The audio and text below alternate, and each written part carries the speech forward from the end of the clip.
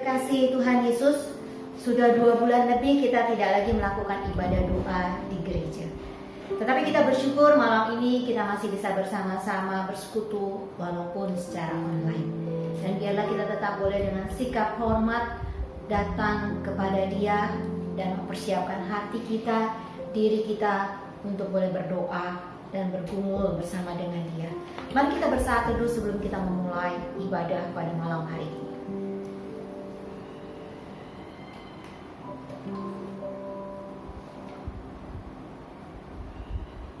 Amin. Bapak Ibu saudara yang dikasihi oleh Tuhan, setelah tanggal 2 Maret 2020, maka bagi kita sulit sekali untuk bisa bercengkerama dengan sobat-sobit kita secara fisik. Terlebih di saat kita sedang membutuhkan teman untuk kita bisa curhat, menyatakan segala kegelapan isi hati kita, beban kita, dan kerinduan kita. Kita rindu teman kita ada di sekitar kita, ada di samping kita. Kita butuh bahu mereka. Namun sobat kita tidak bisa menemani kita dan mendekati diri kita secara fisik. Dan ada satu sobat yang kita dapat selalu dekat dengan dia, tak peduli dengan pandemik COVID-19 yang sedang melanda ini. Dia selalu setia untuk menemani kita saat kita susah dan saat kita sendirian. Dia selalu menemani diri kita. Siapa namanya? Ya, Yesus namanya. Mari kita memuji Dia, meninggikan Dia, sobat kita yang setia.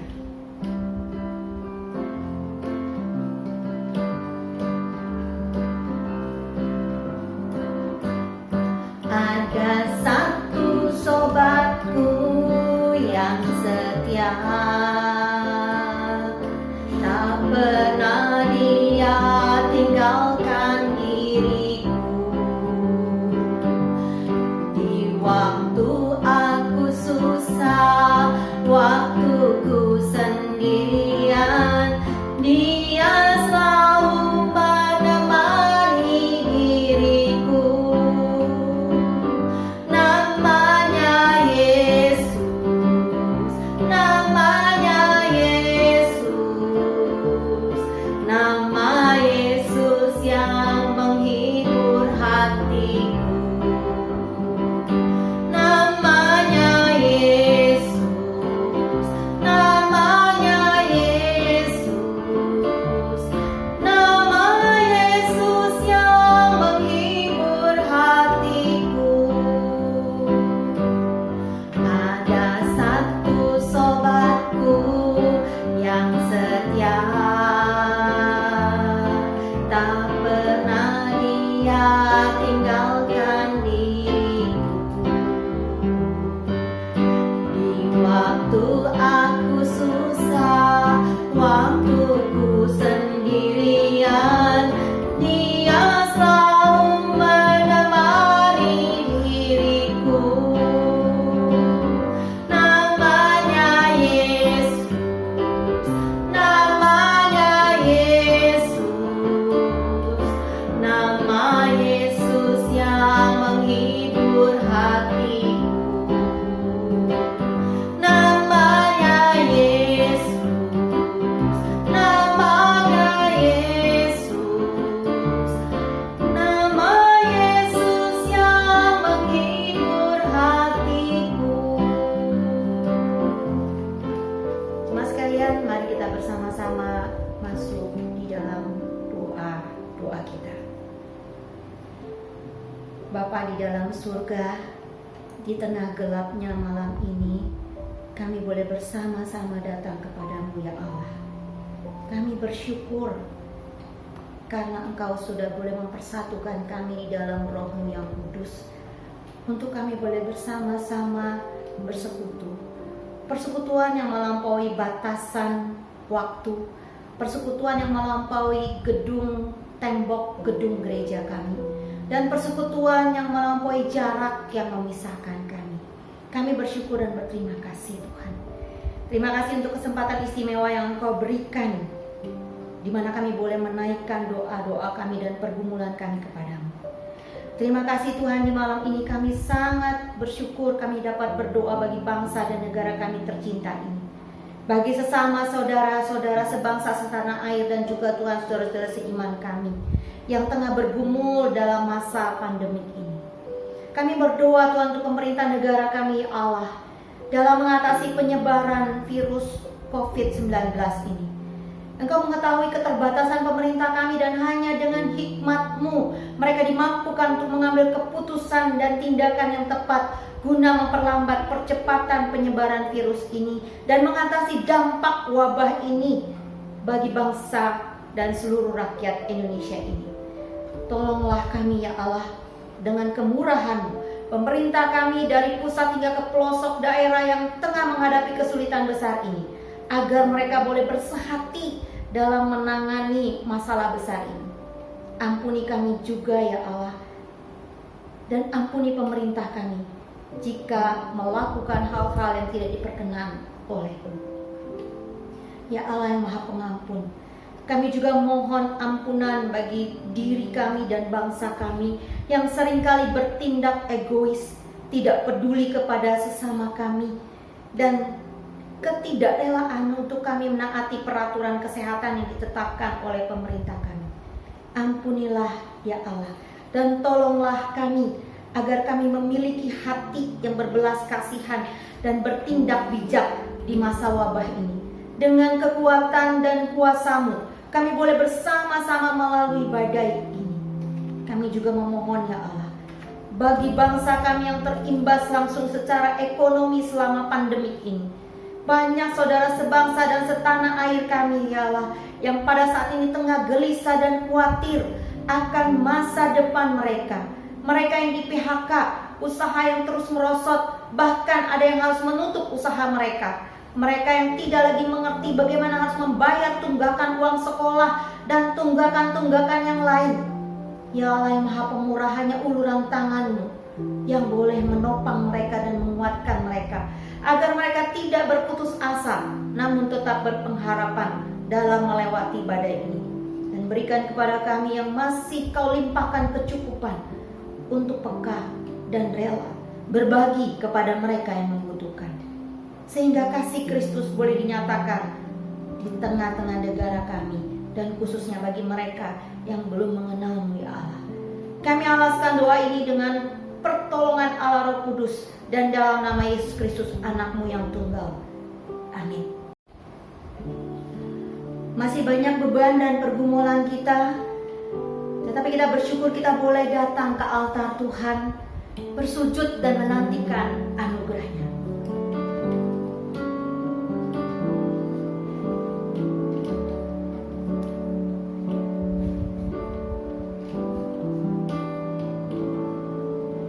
Bila hati terasa berat, tak seorang pun mengerti bebanku, ku tanya Yesus, apa yang harus ku buat?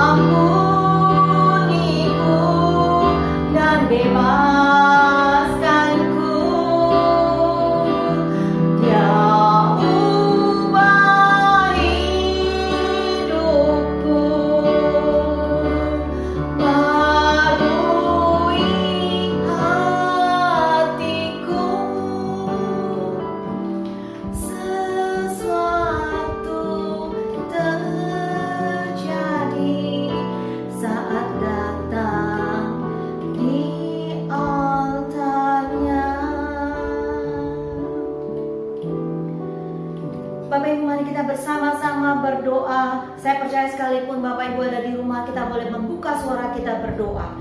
Kita bersama-sama buka suara kita berdoa untuk para medik dan juga tenaga medis, para dokter yang sedang berjibaku menangani pasien-pasien COVID-19 ini.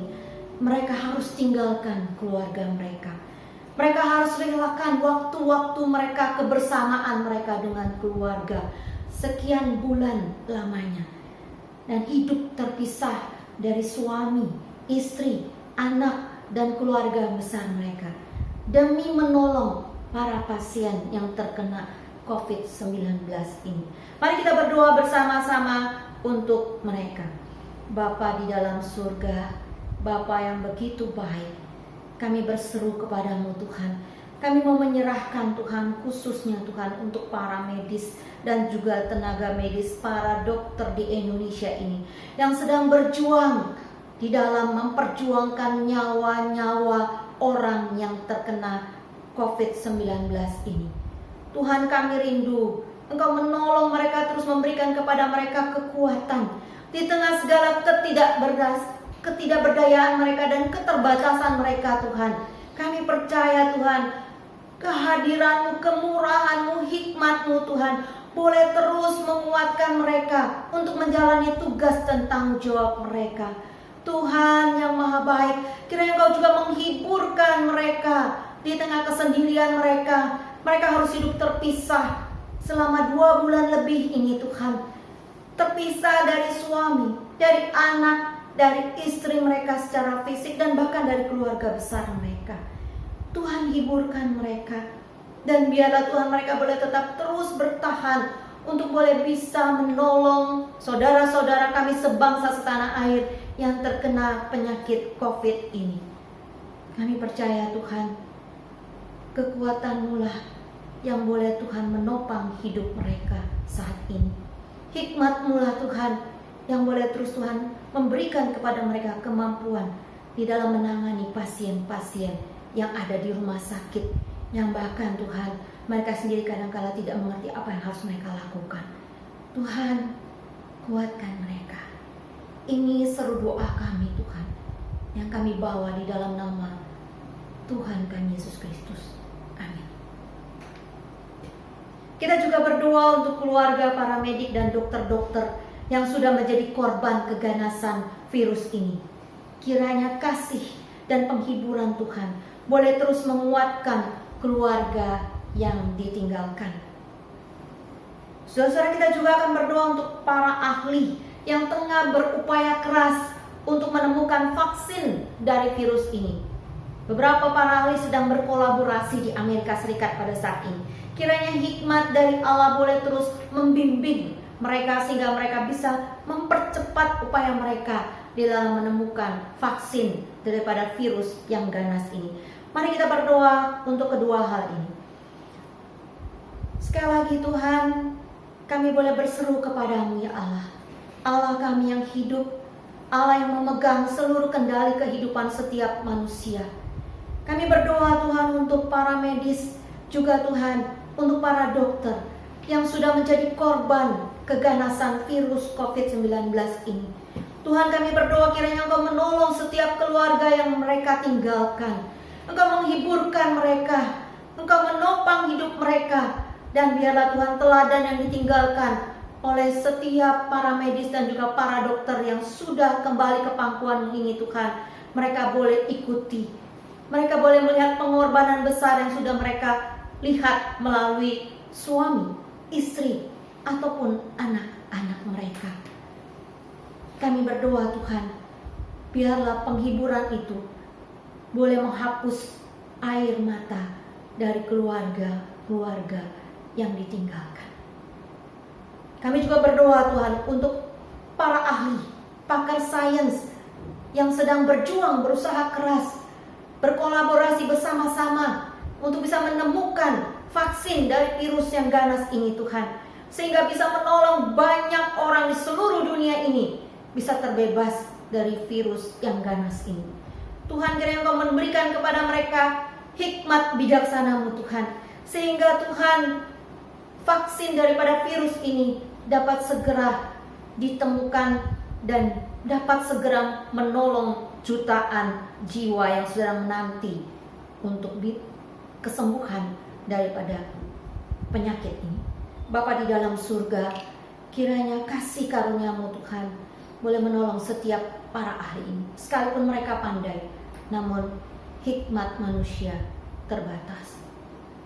Terima kasih Tuhan, kami percayakan seluruh tenaga ahli ini hanya ke dalam tangan-Mu ya Tuhan. Biarlah Tuhan Engkau hadir bersama dengan mereka dengan segala kemurahan.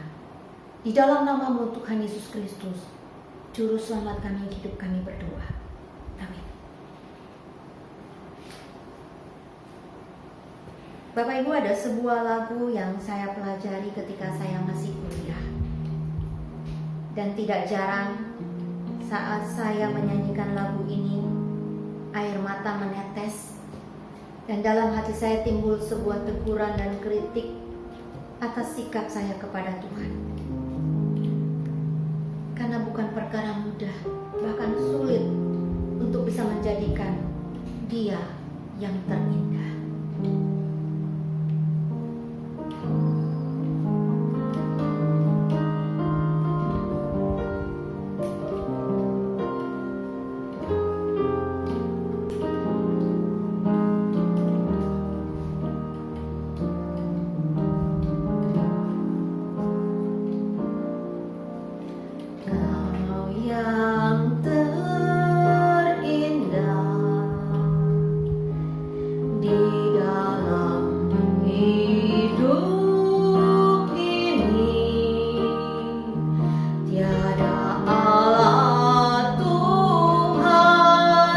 Yang seperti Engkau, besar perkasa penuh kemuliaan. Kau yang termanis di dalam hidup ini, ku cinta Kau dari segalanya, besar kasih setiamu kepadaku. Ku sembah Kau ya Allahku, ku tinggikan nama-Mu selalu. Tiada mutu tak bertelut menyembah Yesus Tuhan Rajaku.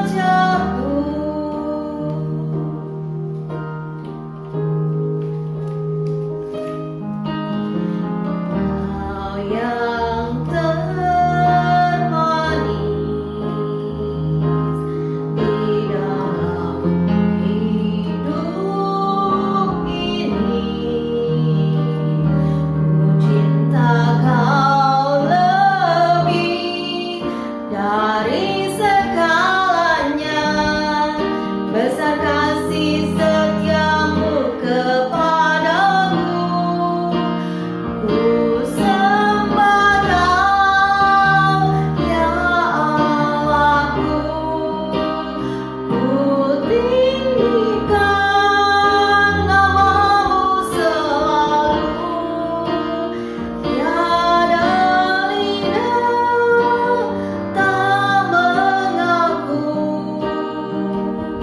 Engkaulah Yesus Tuhan Rajaku.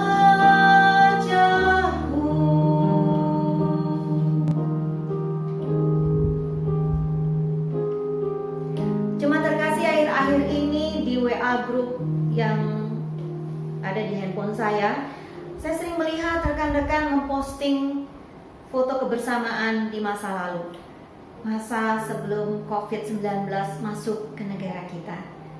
Foto ketika di kafe, ketawa ke TV, foto saat mau melayani di rumah sakit, foto saat ulang tahun, saat dalam perjalanan ke luar negeri bersama keluarga, foto pernikahan teman, saudara, anak atau cucu kita.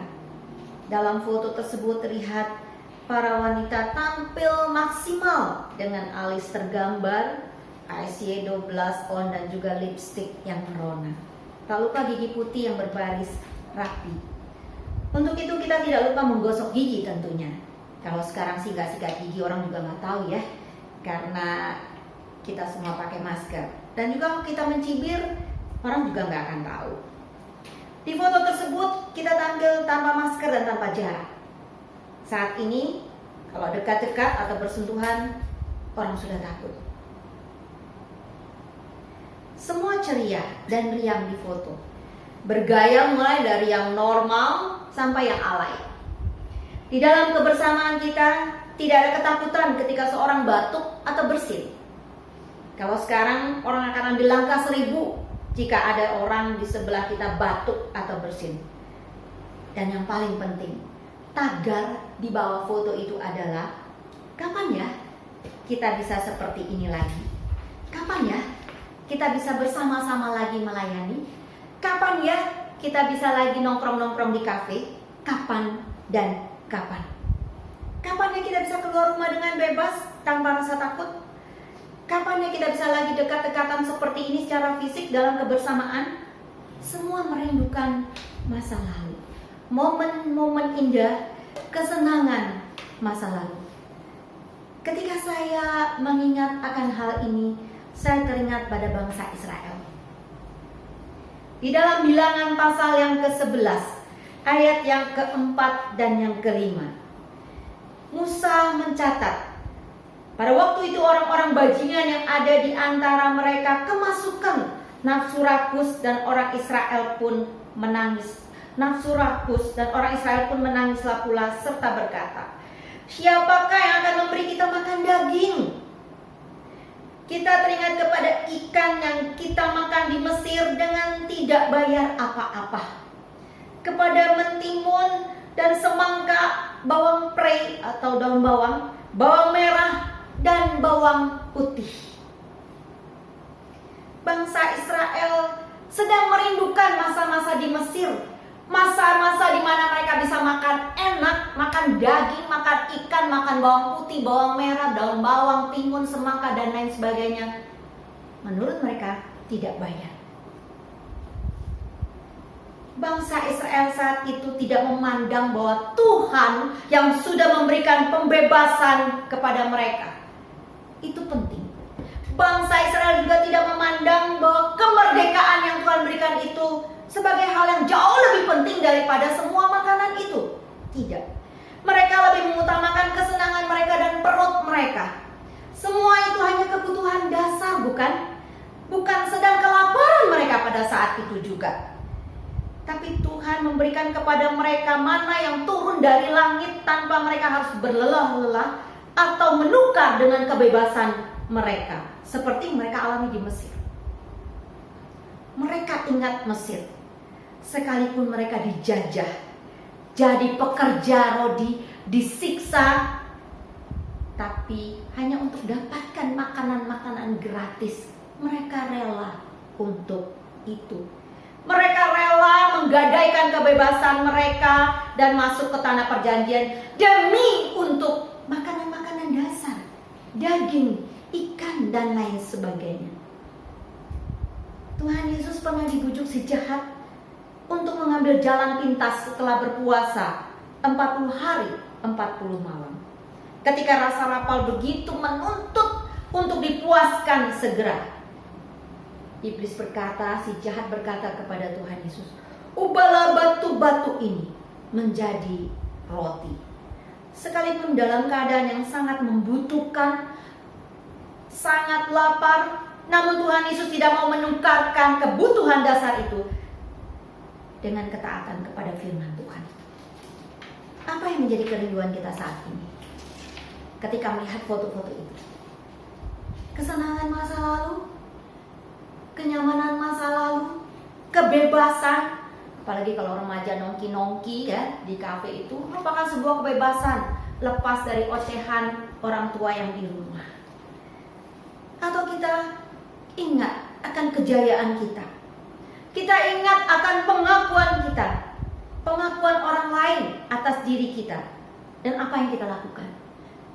Kita merindukan pujian orang lain. Oh, kamu cantik, kamu ganteng dengan dandananmu dan lain sebagainya. Ataukah kita ingat akan kemapanan kita, kebebasan di luar rumah tanpa ada gangguan dari keluarga? Atau kita ingat akan kegiatan agama yang biasa dan rutin kita lakukan, ibadah-ibadah yang kita biasa datangi di gereja? Sekalipun kita datang ibadah, belum tentu kita juga beribadah. Kita ingat akan kegiatan-kegiatan itu. Mungkin kita datang ke gereja untuk bisa kumpul-kumpul dengan saudara-saudara kita yang lain. Namun ada juga yang kerinduan yang positif, yaitu kapan ya kita bisa konsel lagi? Kapan ya kita bisa sharing firman lagi? Dan kapan ya kita bersama-sama boleh berbagi tentang kebenaran firman Tuhan? Di saat ini kita perlu menyelidiki hati kita. Apakah kerinduan kita akan kembalinya masa lalu itu sudah menjadi sebuah gangguan bagi pertumbuhan iman kita? Apakah kerinduan kita akan kesenangan di masa lalu sudah membuat kita sulit untuk kita bersyukur kepada Tuhan?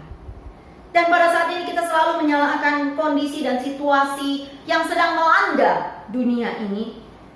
Dan yang saya percaya semua terjadi atas izin Tuhan. Kita menyalahkan sikon yang ada, karena corona inilah maka usaha saya seperti ini. Karena corona inilah maka kehidupan saya berantakan, semua schedule saya berantakan. Karena corona, dan karena corona. Jika ini yang terjadi, maka perlu bagi kita semua untuk belajar dari seorang Rasul Paulus. Ketika dia sedang di dalam penjara di Roma, Paulus menuliskan kepada jemaat di Filipi yang tercatat di dalam kitab Filipi, surat Filipi, pasal yang ketiga, ayat yang ke-13b sampai dengan ayat yang ke-14. Saya akan bacakan buat jemaat kekasih Tuhan. Aku melupakan apa yang telah di belakangku dan mengarahkan diri kepada apa yang di hadapanku, dan berlari-lari kepada tujuan, yaitu panggilan surgawi dari Allah dalam Kristus Yesus. Saya bacakan sekali. Aku melupakan apa yang telah di belakangku dan mengarahkan diri kepada apa yang di hadapanku, dan berlari-lari kepada tujuan, yaitu panggilan surgawi dari Allah dalam Kristus Yesus. Apa yang dimaksud melupakan? Apakah lupa sama sekali dan tidak bisa mengingatnya sama sekali? Tentu hal ini tidak demikian, karena Paulus juga ingat ketika dia masih membanggakan dirinya sebagai orang Israel. Ketika dia merasa bangga menjadi umat pilihan, melakukan hukum Taurat dengan ketat, kegiatan keagamaan yang begitu bersemangat. Paulus ingat akan karirnya yang sedang melonjak naik. Paulus ingat. Saudara sekalian, bukan maksudnya lupa sama sekali. Itu bisa terjadi kalau kita kebentur hebat, kemudian terjadi amnesia. Paulus maksudkan bahwa ketika dia ingat masa yang lalu, yang menjadi kebanggaan dirinya, kemegahannya, kerja kerasnya, karirnya, itu tidak menjadi penghalang atau rintangan atau mempengaruhi tujuan hidupnya di dalam Kristus. Tujuan Paulus adalah mengenal Yesus. Bagaimana caranya? Yaitu dengan kuasa kebangkitannya yang bekerja di dalam dirinya dan di dalam persekutuan dalam penderitaan Kristus. Dan dalam perjalanannya sebagai anak Tuhan, dia harus fokus ke depan pada keselamatan yang kekal yang Allah sediakan bagi mereka yang setia dalam pertandingan iman di dunia ini. Paulus tidak ingin untuk segala masa lalunya yang pernah jadi kebanggaan itu menjadi penghalang bagi kemajuan pengenalannya akan Allah dan Yesus yang sudah mati dan berkorban bagi dia. Paulus menganggap semuanya itu adalah sampah belaka, sampah yang sangat menjijikkan. Jemaat terkasih, mungkin pada awal kita mengalami pandemi ini kita terkejut, tergopoh-gopoh dan rasa sulit untuk terima. Kita cukup bingung. Bahkan gereja juga cukup tergopoh-gopoh untuk hal ini. Kita belum siap untuk menghadapi akan situasi yang semua mengubah segala-galanya ini. Namun sikon yang Tuhan izinkan terjadi ini janganlah membuat kita mandek dan berhenti melangkah bersama Tuhan. Sikon ini janganlah membuat kita sulit untuk fokus berdoa, merenungkan firman dan bersekutu dengan Dia. Mari saudara dan jemaat kekasih Tuhan, arahkan hati dan pikiran kita kepada keselamatan yang kekal. Arahkan hati dan pikiran kita kepada tujuan hidup kita, yaitu semakin mengenal Dia lebih dalam dan lebih dalam lagi. Kita tidak akan pernah jadi pandai di dalam mengenal akan Allah kita. Mengenal akan Allah kita butuh proses seumur hidup kita, bahkan setelah kita masuk di dalam kekekalan. Karena kita manusia, kita bukan Allah. Saudara yang dikasih oleh Tuhan, inilah tujuan hidup kita. Biarlah kita fokus kembali kepada tujuan hidup kita. Dan kita mohon Kristus dan kuasa kebangkitannya itu menolong kita untuk kita bangkit dari segala keterpurukan kita selama ini, dan kembali melanjutkan perjalanan iman kita bersama dengan Dia, agar hidup kita makin memuliakan Dia, dan kita siap menerima akan keselamatan kekal itu kelak nanti. Amin. Saudara, mari kita masuk di dalam doa dengan diiringi oleh lagu Kau yang Terindah. Biarlah firman Tuhan ini mengingatkan kita. Mari kita jadikan Yesus sebagai yang terindah dan termanis di dalam hidup kita. Sekalipun bukan perkara mudah. Banyak hal yang sudah merampas keindahan Tuhan. Seringkali kita lebih fokus pada keindahan dunia ini. Seringkali kita lebih fokus pada keindahan diri kita, keindahan ciptaan, keindahan berkat, bukan pribadi Tuhan. Tapi biarlah firman Tuhan pada malam hari ini mengingatkan kita sekali lagi. Tujuan kita adalah mengenal Dia lebih dalam dan lebih dalam lagi. Alami di dalam persekutuan kita sehari-hari. Mari kita bergumul bersama-sama di dalam doa. Saya memberikan waktu sejenak bagi saudara untuk merenungkan bersama-sama. Kita nyatakan di dalam doa kita, Engkaulah yang terindah Tuhan, Engkaulah yang termanis. Biarlah Engkau menjadi satu-satunya pusat penyembahan, satu-satunya tujuan hidup kami Tuhan. Tolong kami Tuhan, sekalipun kami di dalam pergumulan, kami tidak berfokus pada pergumulan kami semata, tetapi kami boleh fokus kepada Engkau Allah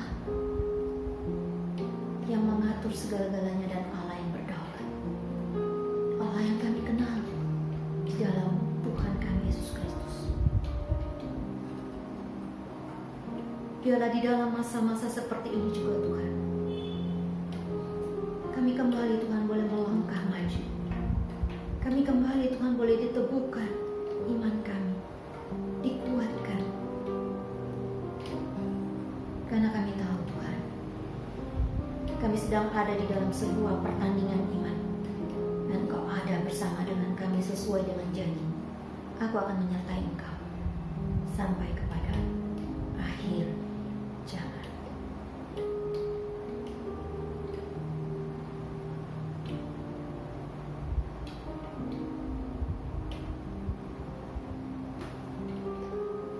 Ya Allah yang hidup,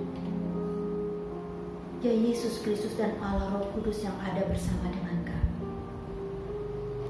Kami bersyukur dan berterima kasih untuk ibadah doa malam hari ini, yang sekali lagi Tuhan boleh mengingatkan kami fokus tujuan hidup kami di dalam Tuhan. Bukan masa lalu, bukan masa jaya kami, tetapi pribadi-Mu ya Allah. Tolong kami semua di dalam segala pergumulan hidup kami, pergulatan kami, perjuangan kami di masa pandemi ini. Kami kembali boleh fokus kembali boleh fokus untuk kembali kami melihat tujuan hidup kami yang sesungguhnya. Bukan di dunia ini, tetapi tujuan kami untuk lebih mengenal Engkau dan menantikan keselamatan yang sempurna yang sudah Engkau sediakan.